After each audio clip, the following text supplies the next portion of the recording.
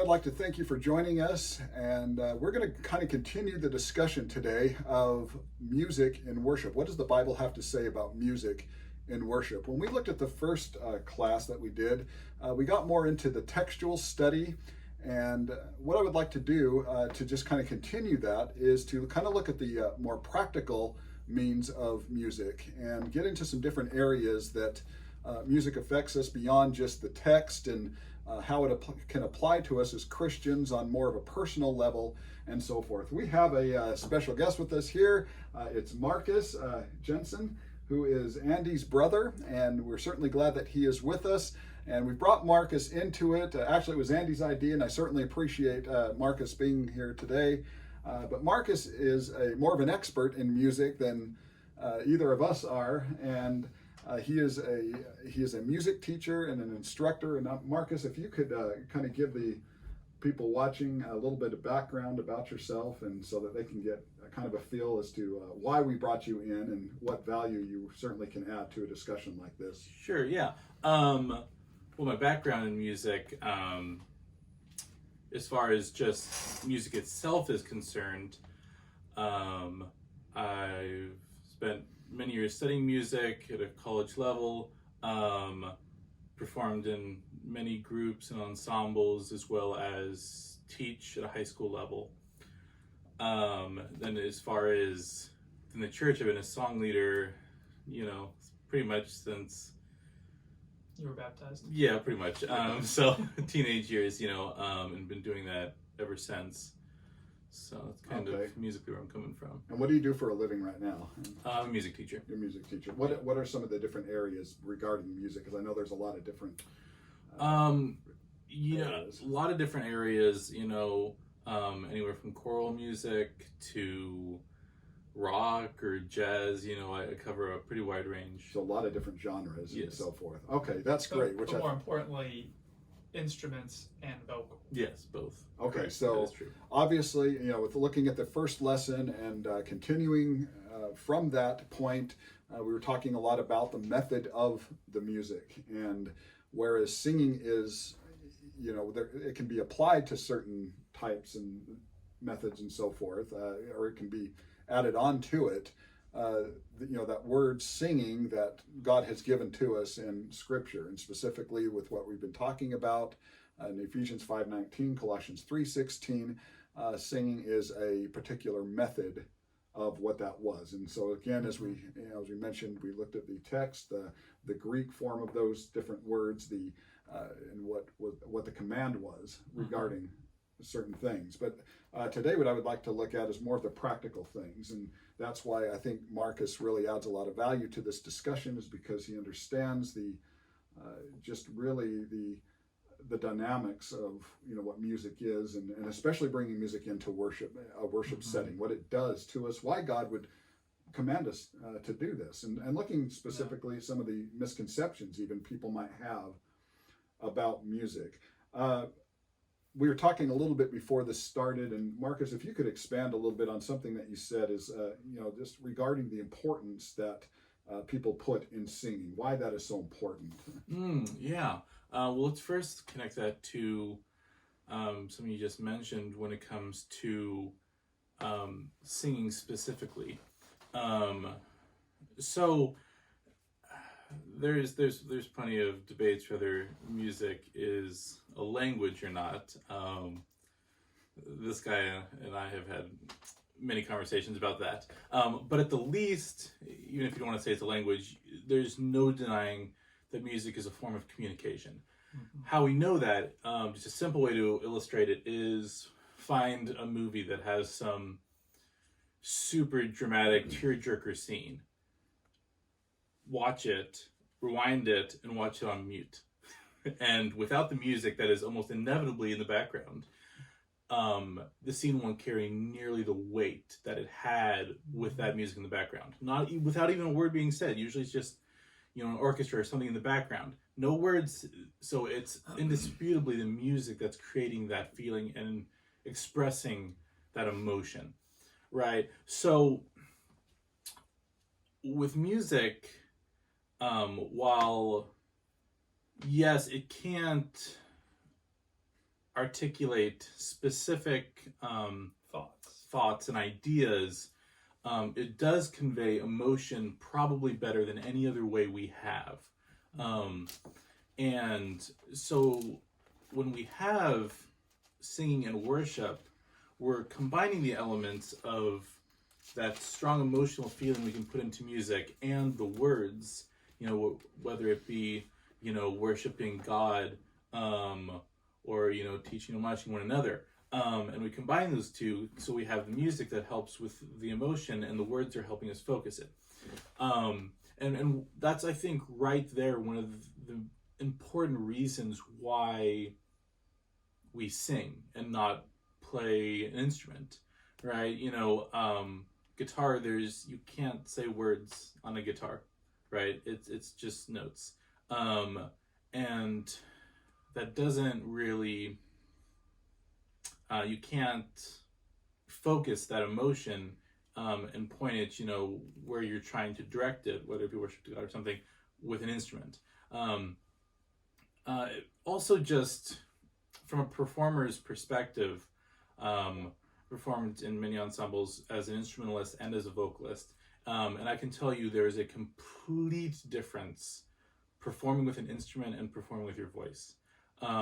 With an instrument, there's always this disconnect, because you have that barrier of whatever you're playing, and the focus becomes more on it and less on what you're delivering. When you're singing, it's so personal. It's you. It's there's few things more personal than your voice. And when you sing, if you're really trying, you can't do it without putting your heart into it. And I think that's kind of the point and why we have it in worship. And wouldn't you then agree then that element is, like you say, part of the reason why we have it in worship, but also why some people feel very hesitant to participate, at least very actively? Absolutely, yeah. We'll use that to kind of bounce to one of the next common misconceptions or ways we look at things, and that is just kind of how music in general is viewed, especially in Western culture today. And so music is largely viewed as kind of an entertainment, as what was the phrase that you used earlier? It's a commodity. Yeah. And it's something that only the people with that gift can do it, and it's something to be consumed or enjoyed, right. Not participated in necessarily. Right. Well, that's interesting too, because you said earlier that in Western culture, that it's used as kind of an entertainment form. Yeah. And I mean, so is there a context behind the music? Because when you look back at music, and especially Ephesians 5:19, I mean, you're talking about the words and how the words can, are what convey. Certainly, that's the significance of singing. When we look at Paul's writings with, to Ephesus and to the Colossians as well, he says, speaking to one another in psalms. How do you speak with an instrument? I mean, whether it's, music is a language, like you said, and I get that it can convey certain things. In a film, they can, there's a context to go along with that. Yes. That tearjerker scene. Yeah. But it's still, you have stuff behind that leading up to that point that the director wants you to know and how they want you to feel, and they know how to use music in an effective way between two characters. Yeah. And there's something behind that. But when you look at Ephesians 5:19, and it says speaking to one another in psalms and hymns, and certainly their psalms are words, but at the same time when they were written, there was they were written back then to be put to music. Sure. And sometimes I think it was more chanting sometimes than a melodic tune per se. Sometimes, but there was also the Psalms nonetheless had there was something that you had to give to God, that you had to orchestrate. Absolutely. When we read the Psalms of David or of Asaph or whatever the case might be, and also with hymns and spiritual songs as well, knowing the difference between all of those, because it's just speaking to one another in the psalms, in the hymns, in the spiritual songs, and all of those had words, singing and making melody in your heart to the Lord. And so while the Lord, as like you said with entertainment, the Lord is the audience, not man. We're not trying to say, okay, hey, look what we're doing and how good we sound. Absolutely. And yeah, absolutely. Yeah, and so bring it back to the element of how we view it so much in our culture. Throughout history, music, though, hasn't been viewed that way as entertainment value. It's just a natural thing. If any is joyous, let him sing. And an easy way to think about it is you look at children, right? When a kid's really young, they feel like singing, they sing. They're happy, they start singing. Does it always sound great? Maybe not so much. Do they care? No, they don't. And then you kind of get to the age where you start paying attention to those, social norms or whatever, and that's when that kind of starts to go away. So it's very much a cultural thing, how we have this weird reluctancy to sing, and give it this hype or whatever that only some people can sing. It's absolutely not true. Everyone can sing, and that's probably a discussion for another day. But I can give you plenty of reasons why I firmly believe that everyone can. But so when we come to worship, we have to kind of take that element and throw it out the window, right? That music is entertainment, because in worship we're not there to be entertained. We're there to worship. And the song leader and the person on the pew, the one up there is of no greater importance in the worship and singing to God than you. The idea is singing to one another, that it's an equal thing. We're all engaged in it.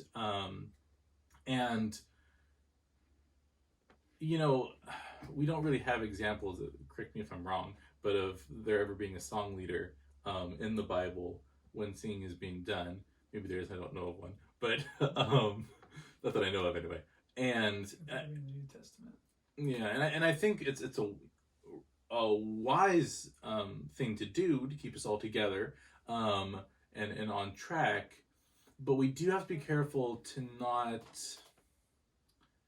fall into that mindset of that we're there, and the song leader's up there doing the singing, and we're here, and there's a separation. There's no separation. Just because he's up there keeping us together, we're all singing and worshiping God. That's a great point. Could you expand on the importance, because that has to do with that exactly, and something you said a little bit earlier as well. Why is it so important for us to put into singing? Why how important is singing? When we bring it into the worship service. Oh yeah, absolutely. Like I briefly mentioned earlier, singing is you could use the classic phrase, is the language of the heart. Music is the language of the heart, and it absolutely is. And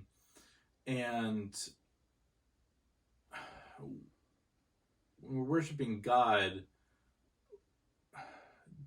I firmly believe that singing with the right mindset, and in the right manner, is the best way we have to express our love and admiration to God. Because nothing, like I said, can convey emotion as powerfully as music, especially when it's connected with words that can help focus that emotion into exactly what we're trying to express. What about someone who comes in? I've heard this said before, and I wanted to get kind of your perspective on it, since you're an expert and understand the different methods and styles and so forth. But I heard someone say once that, sing, there's nothing wrong with bringing an instrument into it because we can sing and still play, if that makes sense. And, so there's nothing inherently wrong about, singing and playing because we can do both at the same time. And while that's technically the truth, is it authorized? But what is that? What would you bring? Yeah. So you guys have already talked about the biblical element of why we sing and don't have instruments. Right. So let me approach that from maybe a little bit more practical point of view to why maybe even if it wasn't commanded in the Bible, why it might honestly just be a good idea to not have it anyway. And that is, I think, one of the biggest reasons right off the bat is, again, we're trying to combat that mindset that music is entertainment. We're trying to get as far away from that as possible because it's ingrained in every one of our heads. Right. And the moment you start getting closer and closer to, having a band up there, the more and more the person sitting in that pew is just going to start distancing themselves from engaging in that worship.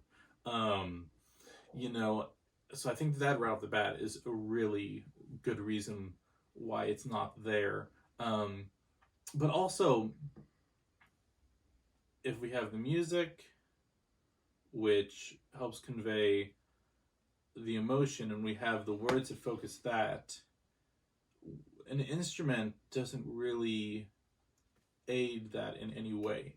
How is that helping us worship God? There's really no reason for it. If any, it's a distraction at best. So that's kind of some ideas. Okay. On that. Could you explain a little bit about method? I mean, we talked about that a little bit in the first session, and how singing is a method. But could you talk about some of the different methods of music? And because you teach a lot of different instruments, for the schools and everything, and what the difference is between maybe singing and playing, and some of these different styles and so forth. Sure. Yeah. Let me think of how to approach that. One thing I can tell you, I've been in various groups some of which I'm an instrumentalist, playing with all other instrumentalists, no words. And I've been in other groups where it's a cappella and there's, maybe anywhere from 6 to a dozen singers.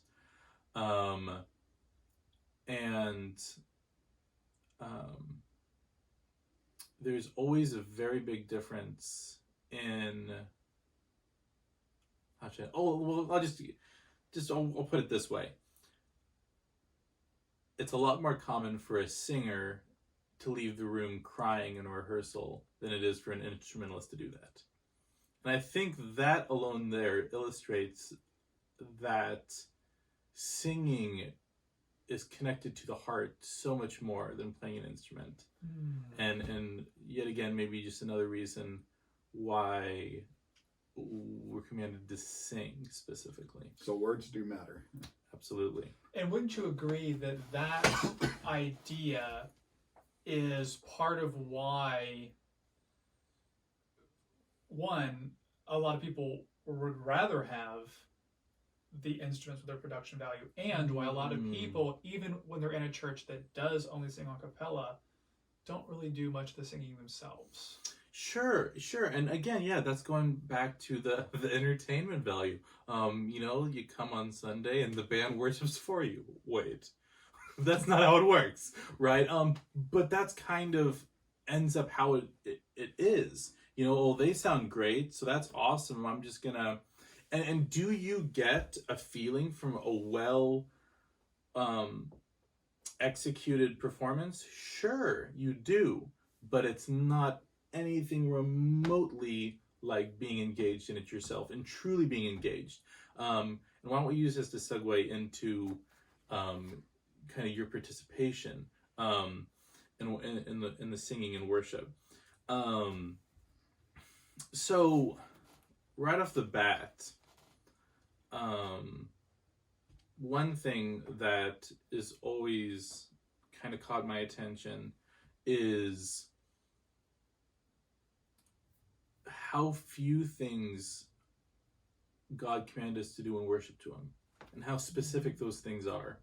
And one of those things was singing and worshiping Him in song. And that should kind of, I think, give us maybe a little hint that this is important. And probably shouldn't be taken lightly. We don't, for example, I'm going to pick on song leaders for a quick second here. The preacher, we don't, have a preacher get up that didn't prepare, maybe right before his lesson, he flipped through the Bible, threw a few ideas together, got up there and just kind of winged it, see where it would take him. And we're all like, yeah, you know what? He did the best he could. But then we get to singing, and we have a song leader get up that threw his songs together right before I got up, didn't practice or work on any of it. Neither one. We're all like, you know what? He did the best he could. No, I don't think he did. And the same goes for us sitting in the pew. Oh, I'm singing the best I can, when I'm sitting here, reading the words, mumbling under my breath. Really? Are you trying the best you really can? I know. You're stepping on my toes. Yeah, and the more... Actually, hold up. Let me actually tie this to one of the other misconceptions. And that's, it's the words that matter. Right? You've heard variations of that phrase, I'm sure, as we all have. And, well, yes, the words are absolutely crucial. Again, if it was just the words that matter, why wouldn't God just have us read the Bible? He has us singing for a reason, meaning the music element is also of great importance. And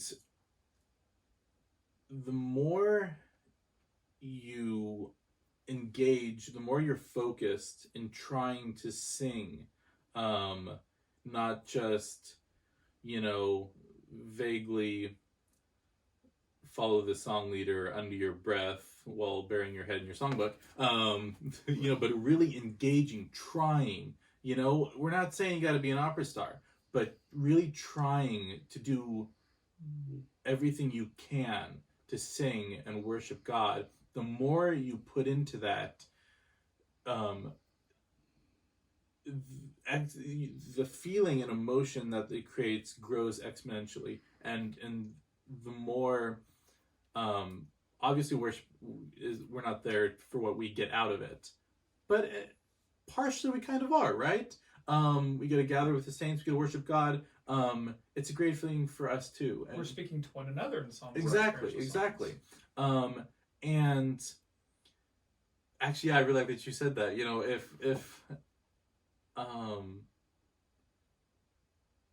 Let's compare it to a preacher again. If the preacher got up there, plopped down on his chair and started talking to you Sunday morning, right?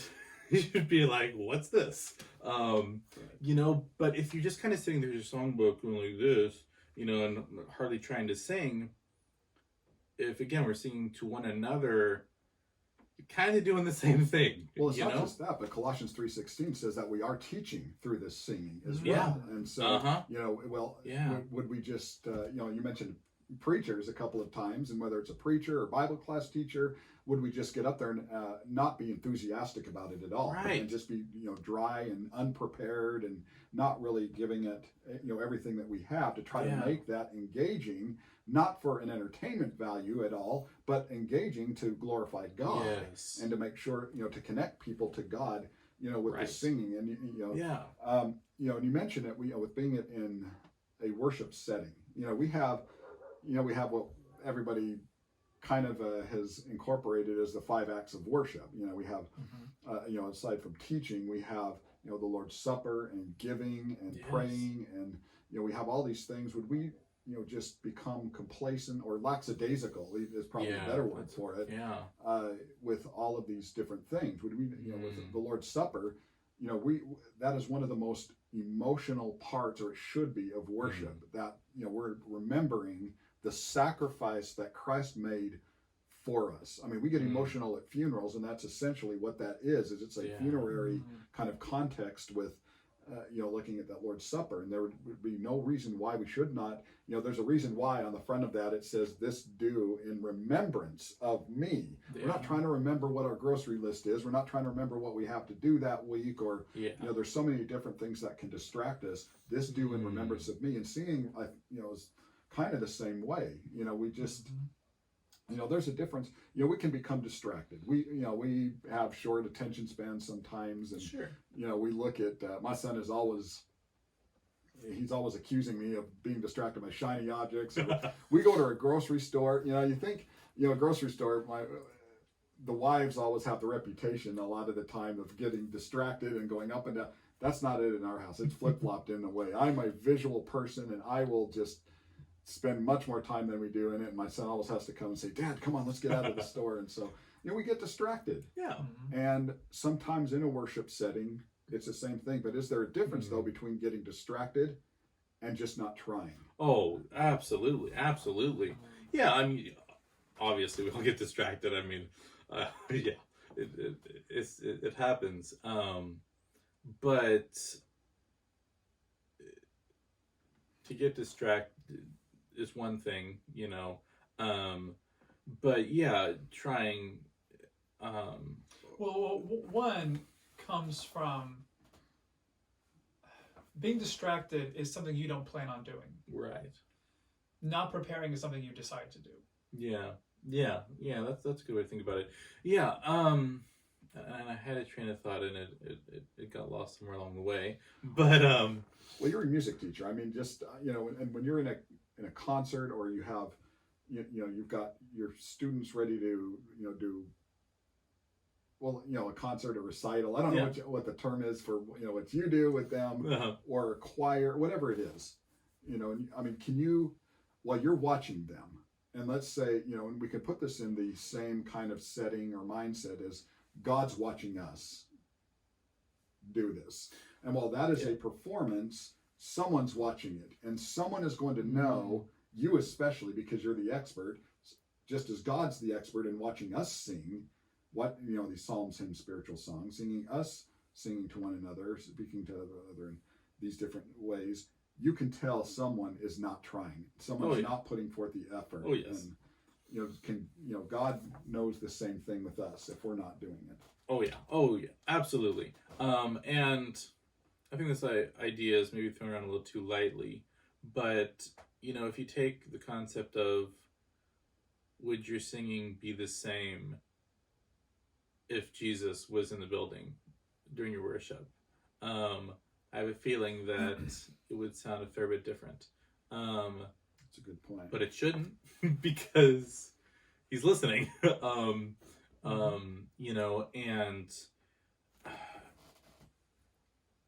I think because it's so often viewed around us as, singing is a gift, either you have it or you don't, we kind of just use that to dismiss and having to really put effort into trying to sing, because we're like, oh, well, it's not my thing, it's not my gift, I can't carry a tune in a bucket, all those phrases. That's no excuse. That God didn't say, sing, songs and spiritual songs, unless if you're tone deaf, then okay, that's fine, you don't have to. No, he didn't say that. There's no excuse there. It no matter how tone deaf you think you are, which you can come and talk to me later, I can prove to you that tone deaf isn't a thing, unless if you actually are deaf. But anyway, there's no excuse for not trying to the best of your ability. And like I mentioned before, I can't stress enough, the more effort you put into this, the more powerful it becomes, right? And it makes sense in any other area, in how we say something, the weight we put on it, if you're trying to say something really important to someone, your tone of voice, like the effort you put in, matters greatly on the impact it has, and it's even more so when it comes to singing and worship. Go ahead. I was going to say that I think is so important to note, because somebody could make the argument, well, you're contradicting yourself. You're saying that we need to be good singers, but then you're telling me that it's not about the production value. And it's not, but those aren't contradictory. It's that it is help. If singing is a form of expression, then the better we are at it, the better we are able to express ourselves. It's not that we need to try to be better so that we sound better, just so that it's a better production value. We're trying to be better at expressing ourselves. Right. One thing that we can kind of bring in, people, we've heard people say, well, God doesn't care about how you sound. Is that true? It's a loaded question. And I get where they're trying to say that not all of us are Andrea Bocelli, sure, per se, but right, exactly. I mean, not all of us have a great voice, but does God care how we sound? Yes, because the biggest factor over how we sound is how much we're trying, and so if you tie it to that, absolutely, God cares how we sound. Does he care about pitch? Does he care about melody? Does he care, if I can, if I'm flat, if I'm, whatever. There's a difference between that and what the effort that we're putting forth. Yeah, and then even on that, I've had a couple people that, after I talked about some of these ideas, say they tried to start following along with, say tenor line or something, and really started trying to get better at singing, and not just in the worship service, like at home, they're practicing it, trying to get better at it. And so many people I've had come up to me and tell me that just the difference in engagement in worship when you're putting that effort in is just night and day. Because again, how can you say you're doing your best when you haven't even taken the time to pay attention to what's happening and what you're doing? It's really, again, I think it's an area where all too easily we become lackadaisical with it. That was a good word. I like that. And just, I know he brings it up a lot, but that we have to really be careful about not falling into the checklist. But it really is so important. And music, I think, singing and worship is important because when it comes to the lesson, preachers, definitely can tell how much we're paying attention, I'm sure. And oftentimes, as people sitting in the pews, we probably lose that attention more than we should. But to the other people in the building, the congregation, we may not notice that so much. Lord's Supper, it's the same thing. We may not really know if someone's just doing a checklist or if they're there to worship. In all the areas, that's the case. But in singing, there's no hiding. That's where it shows to everyone if people are there to worship or if they're there to do a checklist. Those are great points. I have a question. Kind of, we touched on it in the first lesson that we did, but I would like to get the perspective of someone in the professional field like this. One thing I've heard from more than one person, and it really probably sounds a little silly to a music major, and it sounded even a little bit off to us, but I've had someone say, well, you can't have harmony without the instruments, and that's why we need to bring in the instruments, because they add great value to the whole feeling of it, the whole and that you can't have this harmony without this different. Could you expand on that a little bit from a professional? Yes. Yes. Okay, well, first of all, That's not true. let's just get that out there first. You absolutely can have as much harmony as you want with just voices.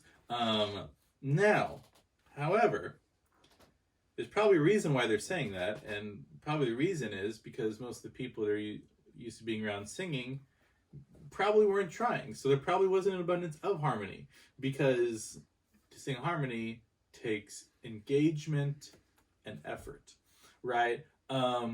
So this actually, this is a really important element that I had forgotten about. Going back to that movie scene, if in the same scene, really dramatic tearjerker, you replace the music in the background with, say, one violin playing out of tune, even if it's the same piece of music, guess what? It's not going to have the same feeling at all. And it's the same with worship to God. If we're worshiping and no one's trying, and it sounds terrible, guess what? It's a lot harder for us to worship and truly be engaged in that act when everyone's muttering under their breath in a slightly on pitch-ish type of way.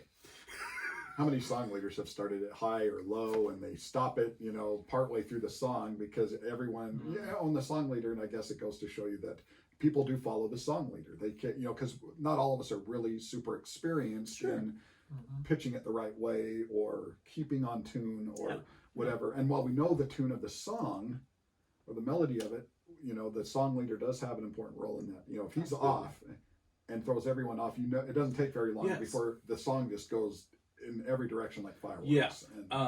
And connected to that, just a little thing for some song leaders out there. It is my firm belief that our job as a song leader is to help worship and singing to God go as smoothly and with as few distractions as possible. Okay? Our goal is to not be the performer up on stage. Our goal, that's a great point, is to help and aid the entire congregation to sing together. And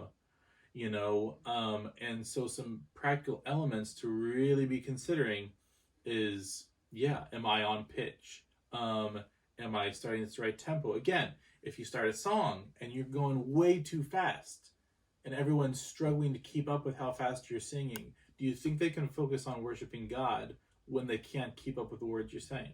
No way. That's a great point, because as a preacher, and I think some of these are really tied together because, again, in Colossians 3:16, singing is teaching, and the song leader is there not to be, like you said, the performer. I think that is such a great way to word it, because he's not up there to be the performer. We're not watching him to sing to us. Right. He's just kind of keeping everything organized the way that I guess a pulpit minister would keep everything organized, in the same way. You mentioned going too fast. I had, some time ago, I was doing a lesson. There was a lot of scripture involved, so I was just really flying through the scriptures. and I had, someone come up, or a few people come up after and say, you're moving too fast on the scriptures, because they really like to turn to the scriptures, and rather than just write them down, they're trying to turn to them. And I'm just, going at rapid fire with, shooting off all the different verses. While it can sound, I guess, impressive to somebody who watches it later, it really is not. It's counterproductive, for one thing, to just do all of that in, rather than, keeping everyone engaged and saying, okay, turn here and turn here, because that people like to do it. And the same with music, that it's important, just that song leader is up there for no other reason than to keep things organized, to say, okay, this is what we're going to sing, and all of us can sing it together, and all of us can, because we are singing to one another, we are singing together, that's the instruction that God has given to us. Yes. And it is important for us to do this in unison, and which is how they did it back then. It wasn't, there was a reason the psalm was written.